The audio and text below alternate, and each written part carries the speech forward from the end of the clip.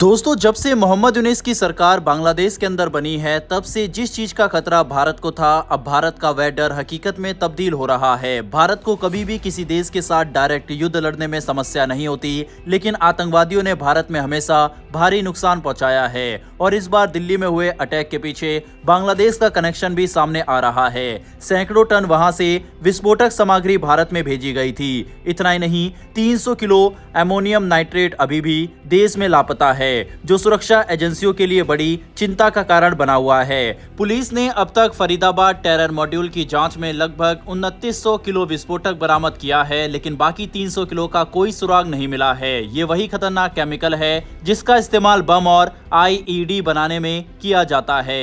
एजेंसियों का कहना है कि अभी खतरा पूरी तरह खत्म नहीं हुआ है। जांच से जुड़े एक अधिकारी ने बताया है कि फिलहाल सबसे बड़ी प्राथमिकता इस लापता अमोनियम नाइट्रेट को ढूंढना और ये पता लगाना है कि ये किसके कब्जे में है। देश भर में छापेमारी की जा रही है ताकि उन जगहों को खोजा जा सके जहां अभी भी विस्फोटक छिपा हुआ हो सकता है। सुरक्षा एजेंसियां अब हाई अलर्ट पर है, क्योंकि अगर ये बचा हुआ पदार्थ गलत हाथों में गया तो ये देश के लिए बहुत बड़ा खतरा बन सकता है। जांच में ये भी सामने आया है कि ये पूरा विस्फोटक भारत में बांग्लादेश के रास्ते से तस्करी कर लाया गया था। गिरफ्तार आतंकवादियों ने इसे एक फर्टिलाइजर कंपनी से चोरी किया और फिर सीमाओं के रास्ते भारत में पहुंचाया। शुरुआती रिपोर्टों में बताया गया कि कुल मिलाकर 3200 किलो अमोनियम नाइट्रेट भारत में लाया गया था। वहीं अब जबकि 2900 किलो बरामद हो चुका है, बाकी 300 किलो की तलाश तेजी से की जा रही है। इस जांच के दौरान सुरक्षा एजेंसियों की ओर भी चौंकाने वाले सबूत मिले हैं। पकड़े गए आतंकवादियों से पूछताछ में खुलासा हुआ है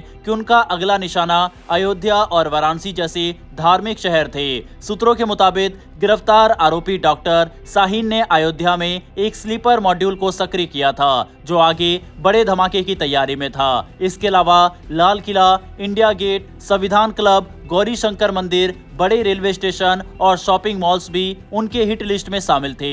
जानकारी के मुताबिक ये पूरा षड्यंत्र जनवरी 2025 से ही चल रहा था।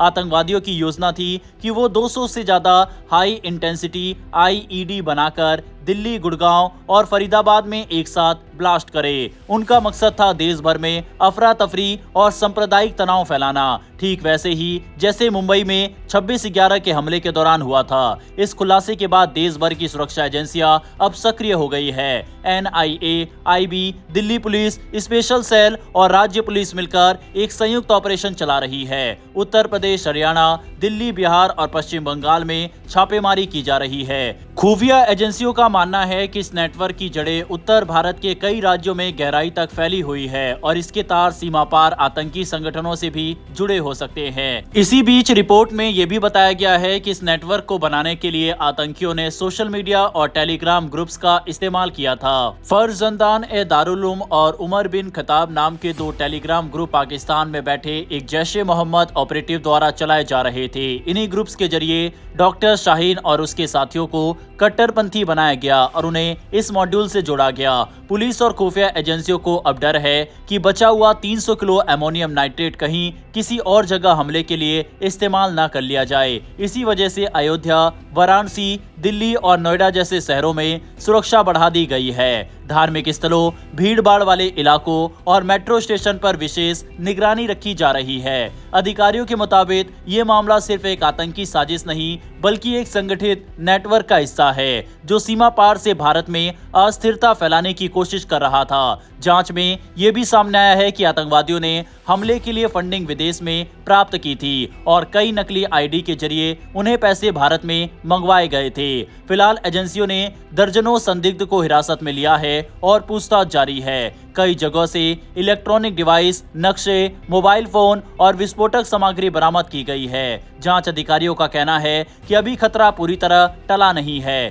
क्योंकि बचे हुए विस्फोटक का कोई अता पता नहीं है। जब तक इसे बरामद नहीं कर लिया जाता, हम ये नहीं कह सकते कि स्थिति पूरी तरह सुरक्षित है। देश भर में इस घटना के बाद सुरक्षा अलर्ट लेवल बढ़ा दिया गया है और सरकार ने सभी राज्यों को निर्देश दिए हैं कि संवेदनशील जगह पर सुरक्षा के इंतजाम पुख्ता किए जाए। ये मामला सिर्फ दिल्ली या यूपी का नहीं, बल्कि पूरे देश की सुरक्षा से जुड़ा है। अगर एजेंसियां समय रहते इस 300 किलो अमोनियम नाइट्रेट को बरामद कर लेती है तो एक बड़ी त्रासदी त्रासदी टल सकती है। लेकिन फिलहाल इतना साफ है कि भारत एक बड़े आतंकी खतरे से बाल बाल बचा है और अब सुरक्षा एजेंसियों के सामने सबसे बड़ा लक्ष्य है इस नेटवर्क की हर कड़ी को तोड़ना और देश को फिर से सुरक्षित बनाना। दूसरी ओर दोस्तों, अमेरिका के रोल को भी इस समय क्रिटिसाइज किया जा रहा है। भारत और पाकिस्तान दोनों देशों की राजधानी में 2 दिन के अंदर हुए धमाकों ने पूरे दक्षिण एशिया को हिला दिया है।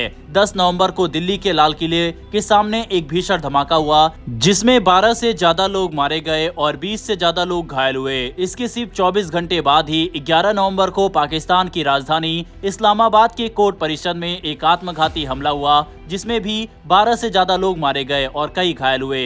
इन दोनों घटनाओं ने अंतर्राष्ट्रीय स्तर पर चिंता बढ़ा दी, लेकिन इन पर अमेरिका की प्रतिक्रिया ने खास ध्यान खींचा और सवाल भी खड़े कर दिए। दिल्ली ब्लास्ट के बाद अमेरिकी दूतावास ने करीब 24 घंटे की देरी से एक छोटा सा बयान जारी किया। उस बयान में बस इतना कहा गया कि हमारे विचार और प्रार्थनाएं उन परिवारों के साथ है जिन्होंने दिल्ली में हुए भयानक विस्फोट में अपने प्रियजनों को खोया। घायलों के शीघ्र स्वास्थ्य होने की कामना करते हैं। ये बयान भारत में अमेरिकी राजदूत सर्जियो गोर ने जारी किया था। लेकिन जब पाकिस्तान में हमला हुआ तो वहां के अमेरिकी दूतावास की प्रतिक्रिया बिल्कुल अलग थी, तेज, विस्तृत और कड़ी भाषा में। अमेरिकी दूतावास ने ट्वीट किया, संयुक्त राज्य अमेरिका पाकिस्तान के साथ आतंकवाद के खिलाफ लड़ाई में एकजुट है। हम इस बर्बर हमले की निंदा करते हैं और पाकिस्तान सरकार के शांति और स्थिरता के प्रयासों का समर्थन करते रहेंगे। ये बयान नेटली बेकर, जो पाकिस्तान में अमेरिका की चार्ज डी अफेयर्स है, उसने जारी किया। दिए गए बयानों के लहजे और समय में इतना बड़ा अंतर देखकर भारत में कई लोग नाराज हो गए। सोशल मीडिया पर कई भारतीय सैन्य अधिकारी और विश्लेषक अमेरिका पर पाकिस्तान के पक्ष में झुकाव का आरोप लगाने लगे।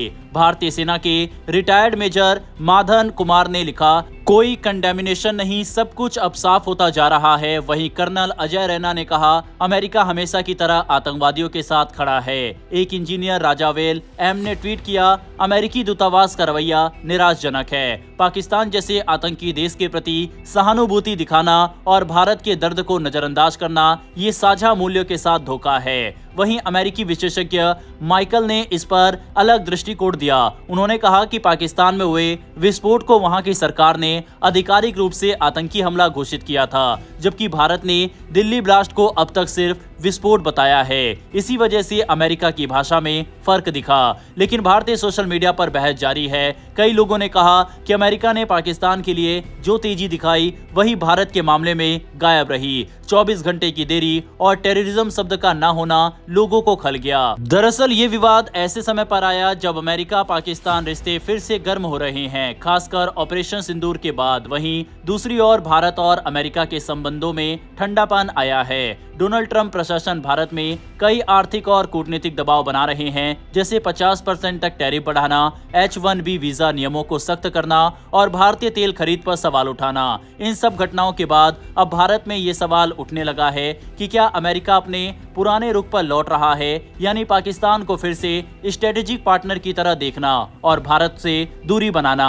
हालांकि भारत ने अब तक इस पर कोई आधिकारिक बयान नहीं दिया, लेकिन विदेश मंत्रालय के सूत्रों के अनुसार अमेरिका के इस व्यवहार को गंभीरता से नोट किया गया है। बहरहाल दोस्तों, इस वीडियो में इतना ही। डिफेंस और वर्ल्ड अफेयर से जुड़ी ऐसी डेली वीडियो के लिए नीचे दिए गए सब्सक्राइब बटन को प्रेस कर बेल आइकन को जरूर दबा लें। फिर मिलेंगे ऐसी एक नई वीडियो के साथ। धन्यवाद। जय हिंद, जय भारत।